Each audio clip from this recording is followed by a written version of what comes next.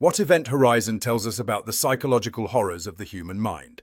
Event Horizon focuses on psychological terror and the personal demons of its characters, raising the question of whether the greatest horror comes from outer space or from within the human mind itself.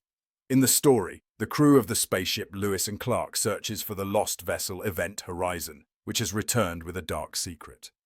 Upon boarding, the crew begins to encounter their deepest fears and traumas, as if the ship has the power to awaken their inner anxieties.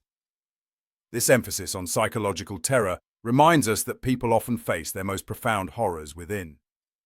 The characters gradually find themselves confronting their innermost pains and guilts, which seem more real than anything they could expect from space.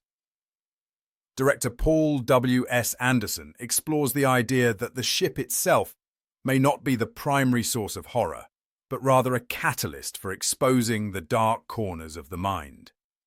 Through this lens, Event Horizon examines whether the horrors of space are worse than those a person carries within. The film illustrates how isolation, deep trauma, and suppressed emotions can manifest as terrifying forces, especially in an environment where characters have nowhere to hide from their own thoughts. The movie reminds us that sometimes the greatest horror does not come from the outside, but from the darkness within each person.